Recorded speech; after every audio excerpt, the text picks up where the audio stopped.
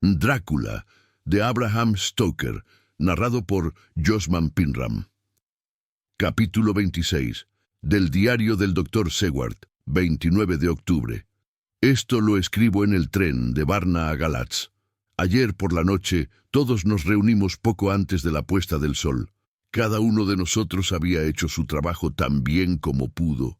En cuanto al pensamiento, a la dedicación y a la oportunidad, estamos preparados para todo nuestro viaje y para nuestro trabajo cuando lleguemos a Galatz. Cuando llegó el momento habitual, la señora Harker se preparó para su esfuerzo hipnótico y después de un esfuerzo más prolongado y serio de parte de Van Helsing de lo que era necesario usualmente, la dama entró en trance. De ordinario, la señora hablaba con una sola insinuación, pero esa vez el profesor tenía que hacerle preguntas y hacérselas de manera muy firme antes de que pudiéramos saber algo. Finalmente, llegó su respuesta. No veo nada. Estamos inmóviles. No hay olas, sino un ruido suave de agua que corre contra la estacha. Oigo voces de hombres que gritan cerca y lejos, y el sonido de remos en sus emplazamientos. Alguien dispara una pistola en alguna parte. El eco del disparo parece muy lejano. Siento ruido de pasos encima y colocan cerca cadenas y sogas. ¿Qué es esto? Hay un rayo de luz. Siento el aire que me da de lleno. Aquí se detuvo. Se había levantado impulsivamente de donde había permanecido acostada, en el diván, y levantó ambas manos, con las palmas hacia arriba, como si estuviese soportando un gran peso. Van Helsing y yo nos miramos, comprendiendo perfectamente. Guincé y levantó las cejas un poco y la miró fijamente, mientras Harker cerraba instintivamente su mano sobre la empuñadura de su kukri. Se produjo una prolongada pausa. Todos sabíamos que el momento en que podía hablar estaba pasando, pero pensamos que era inútil decir nada. Repentinamente se sentó y, al tiempo que abría los ojos, dijo dulcemente: ¿No quiere alguno de ustedes una taza de té? Deben estar todos muy cansados. Deseábamos complacerla, y por consiguiente asentimos. Salió de la habitación para buscar el té. Cuando nos quedamos solos, Van Helsing dijo: «Ven ustedes, amigos míos, está cerca de la tierra, ha salido de su caja de tierra, pero todavía tiene que llegar a la costa. Durante la noche puede permanecer escondido en alguna parte, pero si no lo llevan a la orilla o si el barco no atraca junto a ella, no puede llegar a tierra. En ese caso, puede, si es de noche, cambiar de forma y saltar o volar a tierra, como lo hizo en Whitby. Pero si llega el día antes de que se encuentre en la orilla, entonces, a menos que lo lleven a tierra, no puede desembarcar. Y si lo descargan, entonces los aduaneros pueden descubrir lo que contiene la caja. Así, resumiendo, si no escapa a tierra esta noche o antes de la salida del sol, perderá todo el día. Entonces, podremos llegar a tiempo, puesto que si no escapa durante la noche, nosotros llegaremos junto a él durante el día, y lo encontraremos dentro de la caja y a nuestra merced, puesto que no puede ser su propio yo, despierto y visible, por miedo de que lo descubran. No había nada más que decir, de modo que esperamos pacientemente a que llegara el amanecer, ya que a esa hora podríamos saber algo más, por mediación de la señora Harker. Esta mañana temprano escuchamos, conteniendo la respiración, las respuestas que pudiera darnos durante su trance. La etapa hipnótica tardó todavía más en llegar que la vez anterior, y cuando se produjo, el tiempo que quedaba hasta la salida del sol era tan corto que comenzamos a desesperarnos. Van Helsing parecía poner toda su alma en el esfuerzo. Finalmente, obedeciendo a la voluntad del profesor, la señora Harker dijo: «Todo está oscuro. Oigo el agua al mismo nivel que yo, y ciertos roces, como de madera sobre madera». Hizo una pausa, y el sol rojizo hizo su aparición. Deberemos esperar hasta esta noche. Por consiguiente, estamos viajando hacia Galatz muy excitados y llenos de expectación. Debemos llegar entre las 2 y las 3 de la mañana, pero en Bucarest tenemos ya 3 horas de retraso, de modo que es imposible que lleguemos antes de que el sol se encuentre ya muy alto en el cielo. Así pues, tendremos todavía otros 2 mensajes hipnóticos de la señora Harker. Cualquiera de ellos o ambos pueden arrojar más luz sobre lo que está sucediendo. Más tarde, el sol se ha puesto ya. Afortunadamente, su puesta se produjo en un momento en el que no había distracción, puesto que si hubiera tenido lugar durante nuestra estancia en una estación, no hubiéramos tenido la suficiente calma y aislamiento. La señora Harker respondió a la influencia hipnótica todavía con mayor retraso que esta mañana. Temo que su poder para leer las sensaciones del conde esté desapareciendo, y en el momento en que más lo necesitamos. Me parece que su imaginación comienza a trabajar. Mientras ha estado en trance hasta ahora, se ha limitado siempre a los hechos simples. Si esto puede continuar así, es posible que llegue a inducirnos a error. Si pensara que el poder del conde sobre ella desaparecerá al mismo tiempo que el poder de ella para conocerlo a él, me sentiría feliz. Pero temo que no suceda eso. Cuando habló, sus palabras fueron enigmáticas. Algo está saliendo. Siento que pasa a mi lado como un viento frío.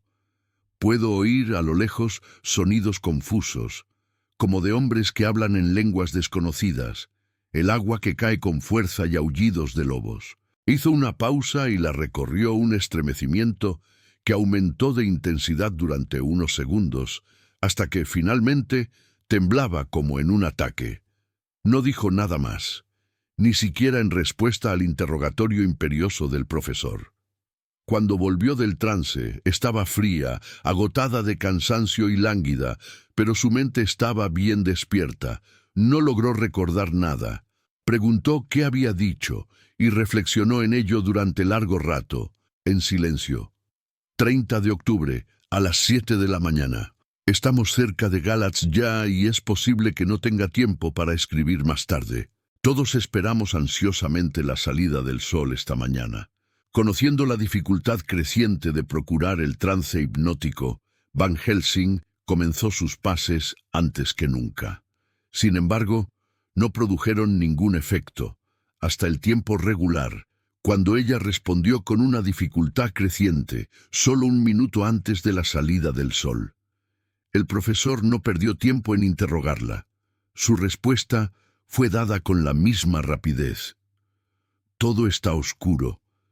Siento pasar el agua cerca de mis orejas, al mismo nivel, y el raspar de madera contra madera. Oigo ganado a lo lejos. Hay otro sonido, uno muy extraño, como...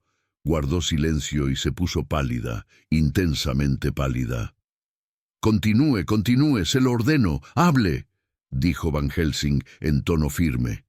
Al mismo tiempo, la desesperación apareció en sus ojos, debido a que el sol, al salir, estaba enrojeciendo incluso el rostro pálido de la señora Harker. Esta abrió los ojos y todos nos sobresaltamos cuando dijo dulcemente, y en apariencia con la mayor falta de interés: «Oh, profesor, ¿por qué me pide usted que haga lo que sabe que no puedo?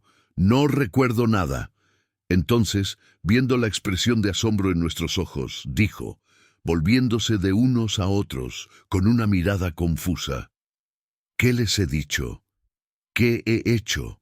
No sé nada, solo que estaba acostada aquí, medio dormida, cuando le oí decir a usted: «Continúe, continúe, se lo ordeno, hable».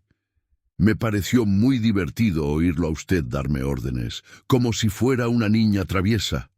«Oh, señora Mina», dijo Van Helsing tristemente, «eso es una prueba, si es necesaria, de cómo la amo y la honro, puesto que una palabra por su bien, dicha con mayor sinceridad que nunca, puede parecer extraña debido a que está dirigida a aquella a quien me siento orgulloso de obedecer. Se oyen silbidos. Nos estamos aproximando a Galatz. Estamos llenos de ansiedad». Del diario de Mina Harker, 30 de octubre. El señor Morris me condujo al hotel en el que habían sido reservadas habitaciones para nosotros por telégrafo, puesto que él no hablaba ninguna lengua extranjera y por consiguiente era el que resultaba menos útil. Las fuerzas fueron distribuidas en gran parte como lo habían sido en Varna, excepto que Lord Godalming fue a ver al vicecónsul, puesto que su título podría servirle como garantía inmediata, en cierto modo, ante el funcionario, debido a que teníamos una prisa extraordinaria. Jonathan y los dos médicos fueron a ver al agente de embarque para conocer todos los detalles sobre la llegada del Tsarina Catherine. Más tarde, Lord Godalming ha regresado. El cónsul está fuera y el vicecónsul enfermo, de modo que el trabajo de rutina es atendido por un secretario. Fue muy amable y ofreció hacer todo lo que estuviera en su poder. Del diario de Jonathan Harker, 30 de octubre. A las 9, el doctor Van Helsing, el doctor Seward y yo visitamos a los señores Mackenzie y Steinkopf, los agentes de la firma londinense de Hapgood. Habían recibido un telegrama de Londres en respuesta a la petición telegráfica de Lord Godalming, rogándoles que nos demostraran toda la cortesía posible y que nos ayudaran tanto como pudieran. Fueron más que amables y corteses, y nos llevaron inmediatamente a bordo del Tsarina Catherine, que estaba anclado en el exterior en la desembocadura del río. Allí encontramos al capitán, de nombre Donelson, que nos habló de su viaje. Nos dijo que en toda su vida no había tenido un viento tan favorable. «Vaya», dijo, «pero estábamos temerosos, debido a que temíamos tener que pagar con algún accidente o algo parecido la suerte extraordinaria que nos favoreció durante todo el viaje. No es corriente navegar desde Londres hasta el Mar Negro con un viento en popa que parecía que el diablo mismo estaba soplando sobre las velas para sus propios fines. Al mismo tiempo, no alcanzamos a ver nada. En cuanto nos acercábamos a un barco o a tierra, una neblina descendía sobre nosotros, nos cubría y viajaba con nosotros, hasta que cuando se levantaba mirábamos en torno nuestro y no alcanzábamos a ver nada. Pasamos por Gibraltar sin poder señalar nuestro paso, y no pudimos comunicarnos hasta que nos encontramos en los Dardanelos, esperando que nos dieran el correspondiente permiso. Al principio me sentía inclinado a arriar las velas y a esperar a que la niebla se levantara, pero, entretanto, pensé que si el diablo tenía interés en hacernos llegar rápidamente al Mar Negro, era probable que lo hiciera, tanto si nos deteníamos como si no. Si efectuábamos un viaje rápido, eso no nos desacreditaría con los armadores y no causaba daño a nuestro tráfico. Y el diablo, que habría logrado sus fines, estaría agradecido por no haberle puesto obstáculos. Esta mezcla de simplicidad y astucia, de superstición y razonamiento comercial, entusiasmó a Van Helsing, que dijo: «Amigo mío, ese diablo es mucho más inteligente de lo que muchos piensan y sabe cuándo encuentra la horma de su zapato». El capitán no se mostró descontento por el cumplido, y siguió diciendo: «Cuando pasamos el Bósforo, los hombres comenzaron a gruñir. Algunos de ellos, los rumanos, vinieron a verme y me pidieron que lanzara por la borda una gran caja que había sido embarcada por un anciano de mal aspecto poco antes de que saliéramos de Londres.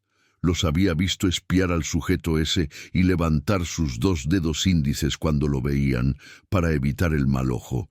Vaya, las supersticiones de esos extranjeros son absolutamente ridículas». Los mandé a que se ocuparan de sus propios asuntos rápidamente, pero como poco después nos encerró la niebla otra vez, sentí en cierto modo que quizá tuvieran un poco de razón, aunque no podría asegurar que fuera nuevamente la gran caja. Bueno, continuamos navegando y, aunque la niebla no nos abandonó durante 5 días, dejé que el viento nos condujera, puesto que si el diablo quería ir a algún sitio, bueno, no habría de impedírselo. Y si no nos condujo él, pues echaremos una ojeada de todos modos. En todo caso, tuvimos aguas profundas y una buena travesía durante todo el tiempo. Y hace 2 días, cuando el sol de la mañana pasó entre la niebla, descubrimos que estábamos en el río, justamente frente a Galatz. Los rumanos estaban furiosos y deseaban que, ya fuera con mi consentimiento o sin él, se arrojara la gran caja por encima de la borda, al río. Tuve que discutir un poco con ellos, con una barra en la mano, y cuando el último de ellos abandonó el puente con la cabeza entre las manos, había logrado convencerlos de que, con mal ojo o no, las propiedades de mis patrones se encontraban mucho mejor a bordo de mi barco que en el fondo del Danubio. Habían subido la caja a la cubierta, disponiéndose a arrojarla al agua, y como estaba marcada Galatz vía Varna, pensé que lo mejor sería dejarla allí, hasta que la descargáramos en el puerto y nos liberáramos de ella de todos modos. No hicimos mucho trabajo durante ese día, pero por la mañana, 1 hora antes de la salida del sol, un hombre llegó a bordo con una orden escrita en inglés y que le había sido enviada de Londres para recibir una caja que iba marcada para cierto conde Drácula. Naturalmente todo estaba preparado para que se la llevara. Tenía los papeles en regla y me vi contento de deshacerme de esa maldita caja, puesto que yo mismo comenzaba a sentirme inquieto a causa de ella. Si el diablo tenía algún equipaje a bordo, estaba convencido de que solamente podría tratarse de aquella caja. ¿Cómo se llamaba el hombre que se llevó esa caja?, preguntó el doctor Van Helsing, dominando su ansiedad.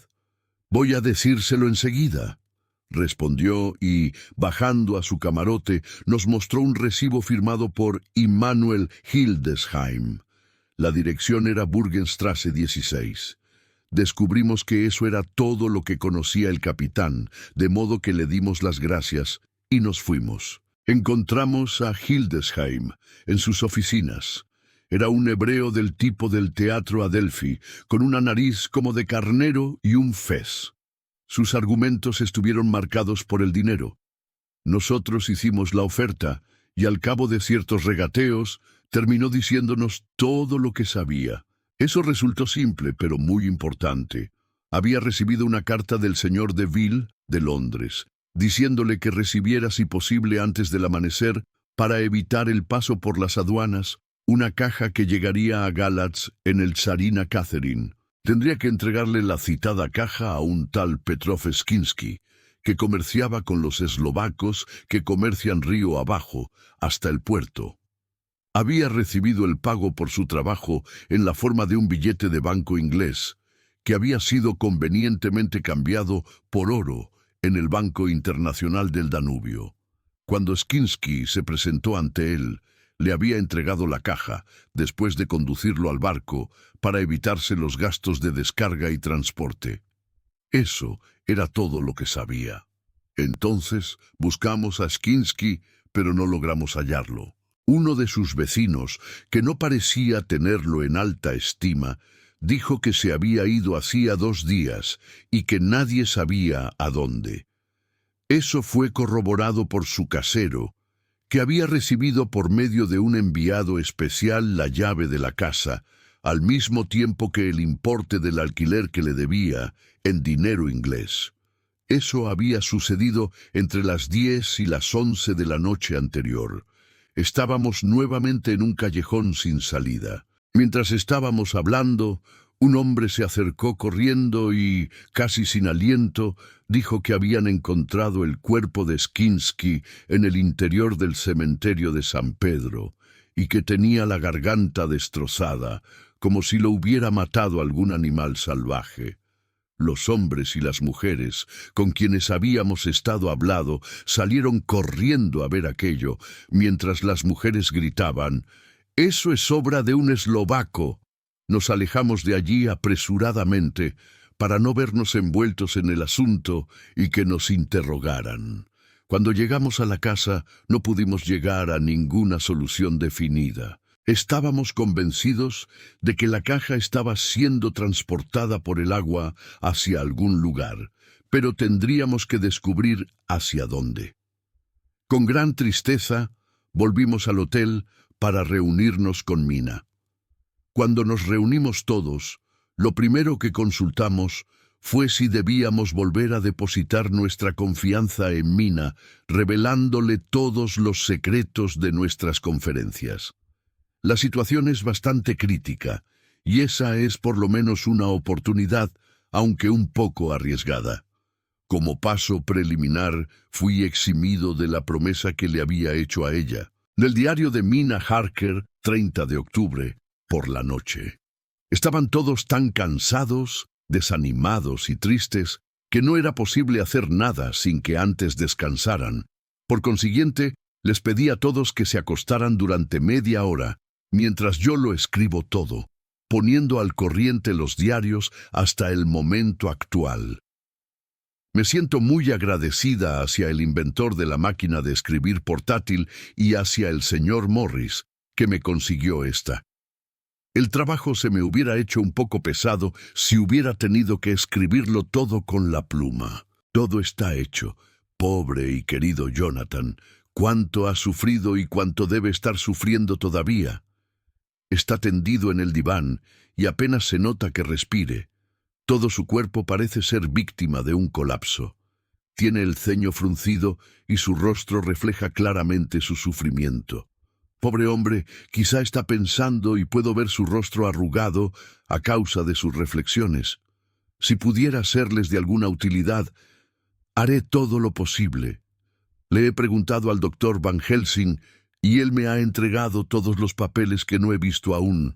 Mientras ellos descansan, voy a examinar cuidadosamente todos los documentos y es posible que llegue a alguna conclusión. Debo tratar de seguir el ejemplo del profesor y pensar sin prejuicios en los hechos que tengo ante mí. Creo que, gracias a la divina providencia, he hecho un descubrimiento. Tengo que conseguir un mapa para verificarlo. Estoy más segura que nunca de que tengo razón.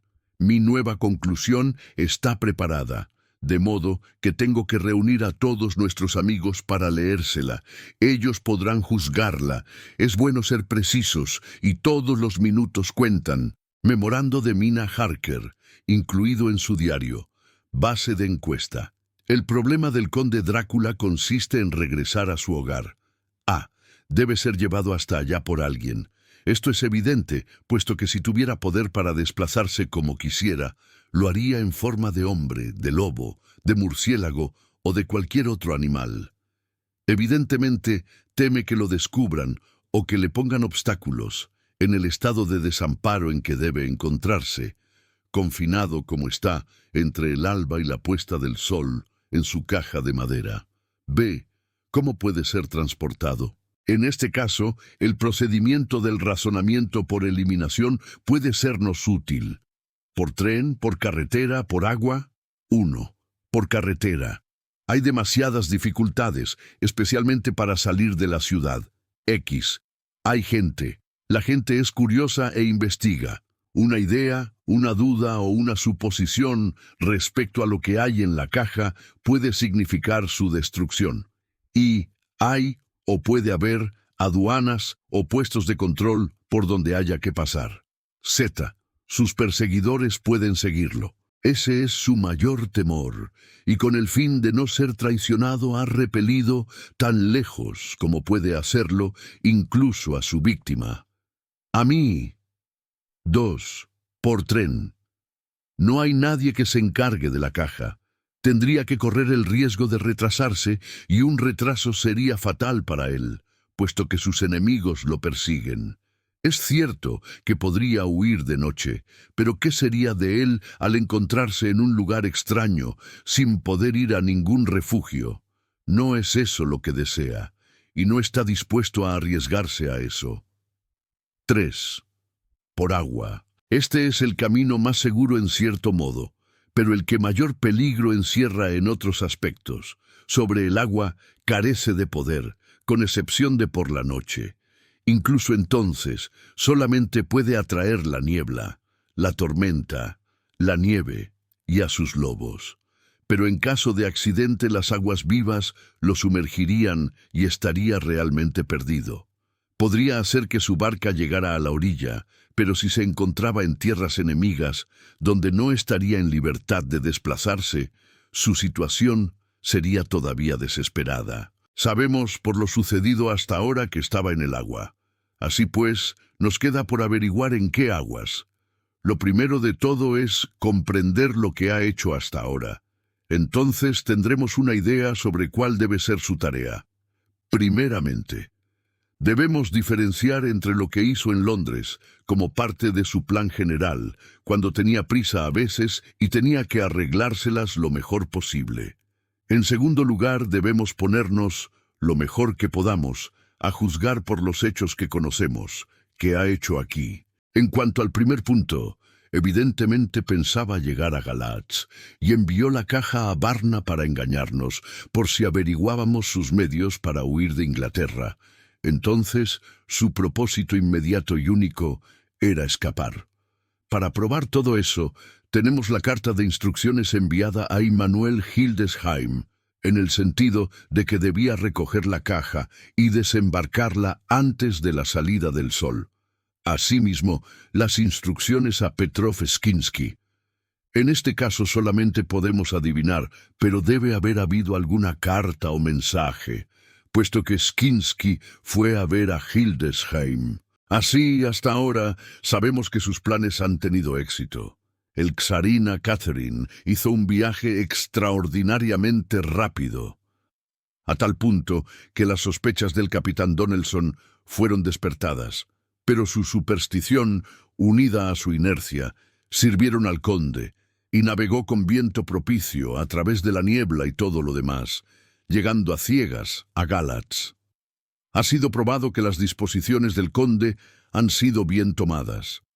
Hildesheim recibió la caja, la sacó del barco y se la entregó a Skinsky. Este la tomó, y aquí es donde se pierde la pista. Solamente sabemos que la caja se encuentra en algún lugar sobre el agua, desplazándose. La aduana y la oficina de consumos, si existe, han sido evitadas. Ahora llegamos a lo que el conde debió hacer después de su llegada a tierra, en Galatz. La caja le fue entregada a Skinsky antes de la salida del sol. Al salir el conde podía aparecerse en su verdadera forma. Aquí preguntamos, ¿por qué fue escogido Skinsky para que llevara a cabo esa tarea? En el diario de mi esposo está indicado el tal Skinsky como un individuo que traficaba con los eslovacos que comerciaban por el río hasta el puerto, y el grito de las mujeres de que el crimen había sido cometido por eslovacos mostraba el sentimiento general en contra de los de su clase. El conde deseaba aislamiento. Yo supongo que, en Londres, el conde decidió regresar a su castillo por el agua, puesto que este era el camino más seguro y secreto. A él lo llevaron desde el castillo los cíngaros y probablemente entregaron su carga a eslovacos, que la llevaron a Varna, donde fue embarcada con destino a Londres. Así, el conde conocía a las personas que podían efectuar ese servicio. Cuando la caja estaba en tierra, antes de la salida del sol o después de su puesta, salió de su caja, se reunió con Skinsky y le dio instrucciones sobre lo que tenía que hacer respecto a encontrar a alguien que pudiera transportar la caja por el río. Cuando Skinsky lo hizo, y el conde supo que todo estaba en orden, se dio a la tarea de borrar las pistas, asesinando a su agente. He examinado los mapas y he descubierto que el río más apropiado para que los eslovacos hayan ascendido por él es el Prut o el Seret. He leído en el manuscrito que en mis momentos de trance oí vacas a lo lejos y el ruido del agua al nivel de mis oídos, así como también el ruido de roce de madera contra madera. Entonces, eso quiere decir que el conde, en su caja, viajaba sobre el río, en una barca abierta, impulsada probablemente por medio de remos o flotadores, ya que los bancos se encuentran cerca y navega contra la corriente. No se producirían esos ruidos si avanzara al mismo tiempo que la corriente. Naturalmente, debe tratarse, ya sea del Seret o del Prut, pero en este punto podemos investigar algo más. El Prut es el más fácil para la navegación, pero el Seret En Fundu, recibe al Bistritza que corre en torno al Paso Borgo. La curva que describe se encuentra manifiestamente tan cerca del castillo de Drácula como es posible llegar por agua. Del diario de Mina Hark, continuación. Cuando concluí la lectura, Jonathan me tomó en sus brazos y me abrazó.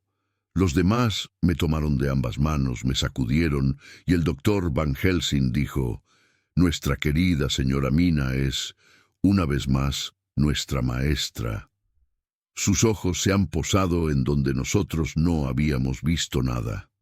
Ahora estamos nuevamente sobre la pista y, esta vez, podemos triunfar. Nuestro enemigo se encuentra en su punto más débil, y si podemos alcanzarlo de día, sobre el agua, nuestra tarea habrá concluido.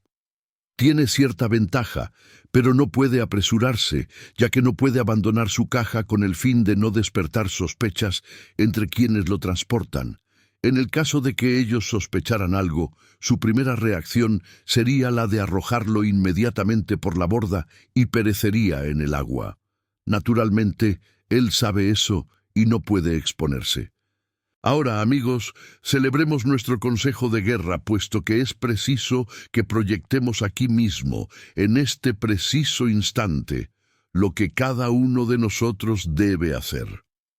«Voy a conseguir una lancha de vapor para seguirlo», dijo Lord Godalming, «y yo caballos para perseguirlo por tierra, en el caso de que desembarque por casualidad», dijo Morris. «Bien», dijo el profesor. «Ambos tienen razón, pero ninguno deberá ir solo. Debemos tener fuerzas para vencer a otras fuerzas, en caso necesario. Los eslovacos son fuertes y rudos y van bien armados». Todos los hombres sonrieron, ya que llevaban sobre ellos un pequeño arsenal. «He traído varios Winchester», dijo el señor Morris. «Pueden usarse muy bien en medio de una multitud, y además hay lobos. El conde, si lo recuerdan ustedes, tomó otras precauciones.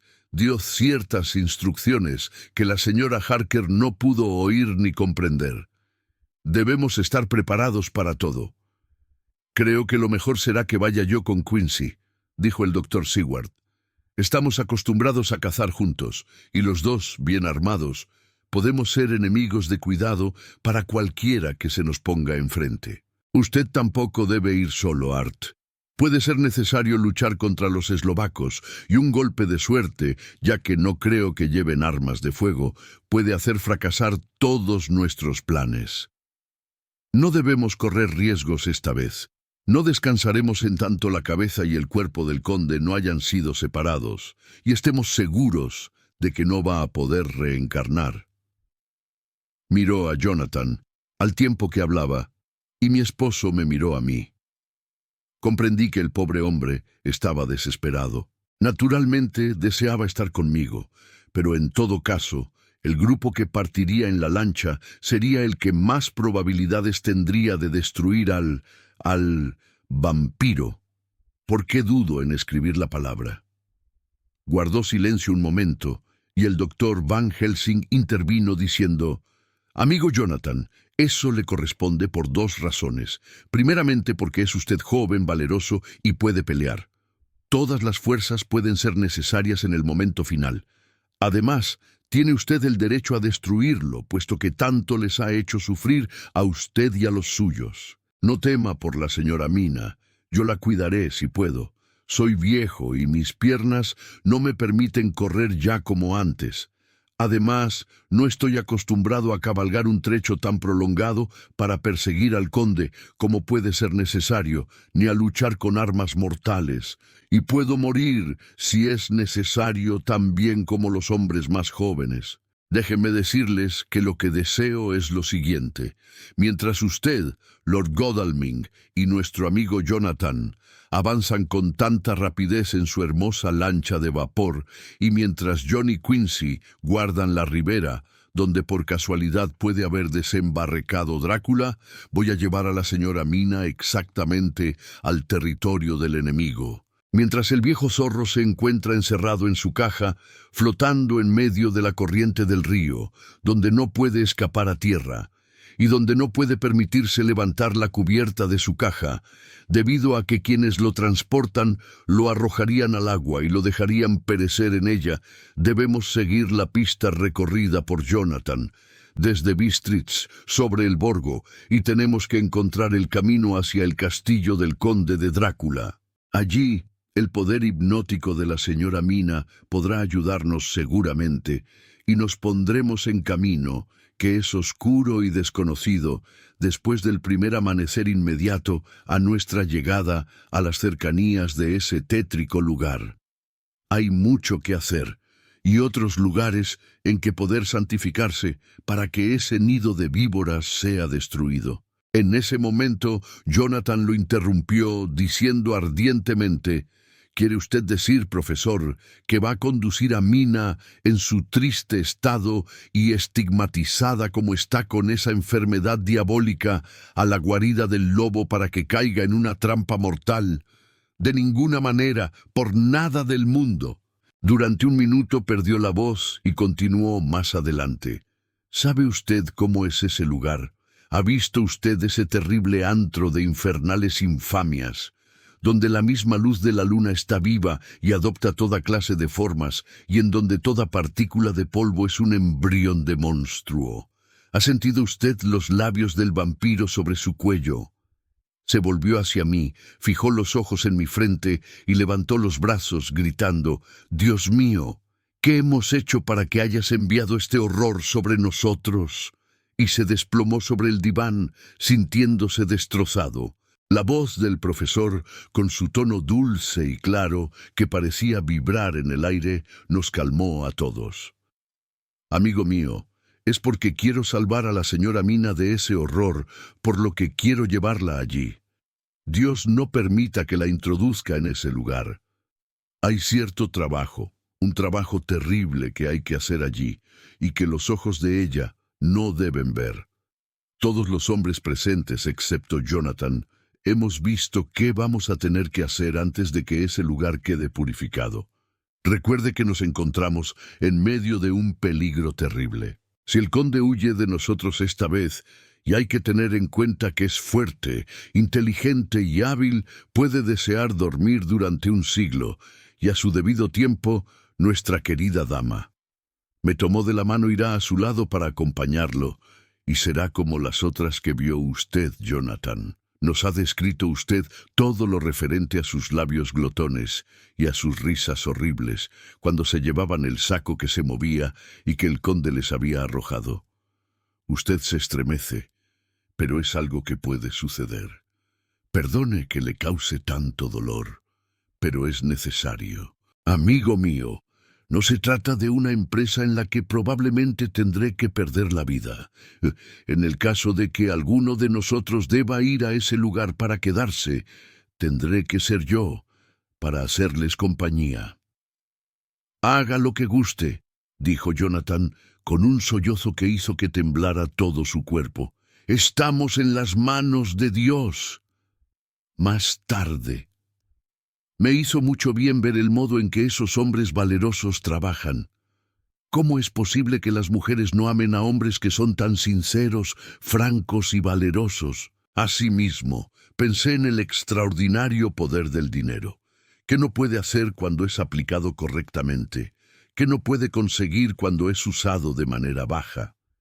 Me siento muy contenta de que Lord Godalming sea tan rico, y de que tanto él como el señor Morris, que posee también mucho dinero, estén dispuestos a gastarlo con tanta liberalidad, ya que, de no ser así, nuestra expedición no hubiera podido ponerse en marcha, ni tan rápidamente ni con tan buen equipo, como va a hacerlo dentro de otra hora. No han pasado todavía 3 horas desde que se decidió qué parte íbamos a desempeñar cada uno de nosotros, y ahora Lord Godalming y Jonathan tienen una hermosa lancha de vapor y están dispuestos a partir en cualquier momento. El doctor Seward y el señor Morris tienen media docena de excelentes caballos, todos preparados. Poseemos todos los mapas y las ampliaciones de todos tipos que es posible conseguir. El profesor Van Helsing y yo deberemos salir esta noche a las 11:40 en tren con destino a Beresti, en donde conseguiremos una calesa que nos conduzca hasta el paso del Borgo. Llevamos encima una buena cantidad de dinero, ya que tendremos que comprar la calesa y los caballos. Deberemos conducirla nosotros mismos, puesto que no hay nadie en quien podamos confiar en este caso. El profesor conoce muchas lenguas, de modo que podremos salir adelante sin demasiadas dificultades. Todos tenemos armas, e incluso me consiguieron a mí un revólver de cañón largo. Jonathan no se sentía tranquilo, a menos que fuera armada como el resto de ellos. Pero no puedo llevar un arma que llevan los demás. El estigma sobre mi frente me lo prohíbe. El querido doctor Van Helsing me consuela, diciéndome que estoy bien armada, puesto que es posible que encontremos lobos. El tiempo se está haciendo cada hora que pasa más frío y hay copos de nieve que flotan en el aire, como malos presagios. Más tarde, me armé de valor para despedirme de mi querido esposo. Es posible que no volvamos a vernos nunca más. Valor, Mina. El profesor te está mirando fijamente y esa mirada es una advertencia. No debes derramar lágrimas ahora, a menos que Dios permita que sean de alegría. Del diario de Jonathan Harker, 30 de octubre, por la noche. Estoy escribiendo esto a la luz que despide la caldera de la lancha de vapor. Lord Godalming está haciendo de fogonero. Tiene experiencia en el trabajo, puesto que tuvo durante muchos años una lancha propia en el Támesis y otra en Norfolk Broads. Con relación a nuestros planes, hemos decidido finalmente que las suposiciones de Mina eran pertinentes y que si el conde había escogido una vía acuática para regresar a su castillo, debía tratarse necesariamente del río Seret y del Bistritza. Supusimos que en algún lugar cerca del grado 47 de latitud norte sería el escogido para atravesar el país entre el río y los Cárpatos. No teníamos miedo de avanzar a buena velocidad sobre el río en plena noche. El agua es profunda y las orillas están lo suficientemente separadas de nosotros como para que podamos navegar tranquilamente y sin dificultades, incluso en la oscuridad. Lord Godalming me dice que duerma un rato, que es suficiente por el momento que se quede uno de nosotros de guardia. Pero no puedo dormir. ¿Cómo iba a poder hacerlo, con el terrible peligro que pesa sobre mi querida esposa, y al pensar que se dirige hacia ese maldito lugar? Mi único consuelo es que estamos en las manos de Dios. Lo malo es que, con esa fe, sería más fácil morir que continuar viviendo para terminar de una vez con todas estas preocupaciones. El señor Morris y el doctor Seward salieron para hacer su enorme recorrido a caballo. Antes de que nosotros nos pusiéramos en marcha, deben mantenerse sobre la orilla del río, a bastante distancia, sobre las tierras altas, como para que puedan ver una buena extensión del río sin necesidad de seguir sus meandros. Para las primeras etapas, llevan consigo a 2 hombres, para que conduzcan a sus caballos de refresco. 4 en total, con el fin de no despertar la curiosidad. Cuando despidan a los hombres, lo cual sucederá bastante pronto, deberán cuidar ellos mismos de los caballos. Es posible que necesitemos unirnos todos, y en ese caso, todos podremos montar en los caballos. Una de las sillas de montar tiene un pomo móvil que puede adaptarse para Mina, en caso necesario. Hemos emprendido una aventura terrible. Aquí, mientras avanzamos en medio de la oscuridad, sintiendo la frialdad del río que parece levantarse para golpearnos, rodeados de todas las voces misteriosas de la noche, vemos todo claramente. Parecemos ir hacia lugares desconocidos, por rutas desconocidas, y entrar en un mundo nuevo de objetos oscuros y terribles. Godalming está cerrando la puerta de la caldera. 31 de octubre. Continuamos avanzando a buena velocidad. Ha llegado el día y Godalming está durmiendo. Yo estoy de guardia. La mañana está muy fría y resulta muy agradable el calor que se desprende de la caldera a pesar de que llevamos gruesas chaquetas de piel. Hasta ahora solamente hemos pasado a unos cuantos botes abiertos, pero ninguno de ellos tenía a bordo ninguna caja de equipo de ninguna clase, de tamaño aproximado a la que estamos buscando. Los hombres se asustaban siempre que volvimos nuestra lámpara eléctrica hacia ellos, se arrodillaban y oraban. 1 de noviembre, por la noche. No hemos tenido noticias en todo el día, ni hemos encontrado nada del tipo que buscamos. Ya hemos pasado Bistritza, y si nos equivocamos en nuestras suposiciones, habremos perdido la oportunidad. Hemos observado todas las embarcaciones, grandes y pequeñas. Esta mañana temprano, la tripulación de uno de ellos creyó que éramos una nave del gobierno y nos trató muy bien. Vimos en ello, en cierto modo, un mejoramiento de nuestra situación. Así, en Fundu, donde el Bistritza converge en el Seret, conseguimos una bandera rumana que ahora llevamos en la proa. Este truco ha tenido éxito en todos los botes que hemos encontrado a continuación.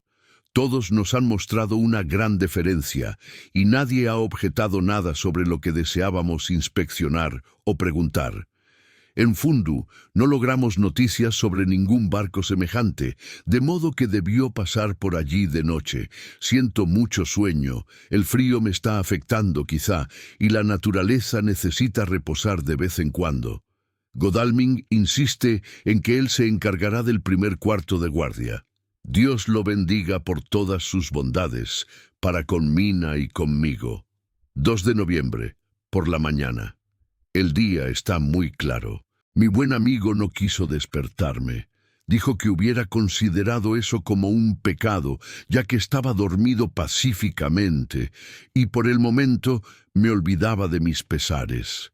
Me pareció algo desconsiderado el haber dormido tanto tiempo y dejarlo velando durante toda la noche, pero tenía razón.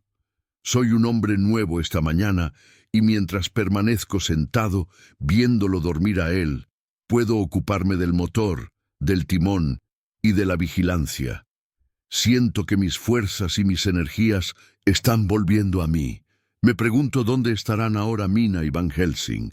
Debieron llegar a Beresti aproximadamente al mediodía del miércoles. Necesitarían cierto tiempo para conseguir la calesa y los caballos, de modo que si se habían puesto en marcha, avanzando con rapidez, estarían ya cerca del paso del Borgo. Que Dios los ayude y los cuide. Temo pensar en lo que pueda suceder.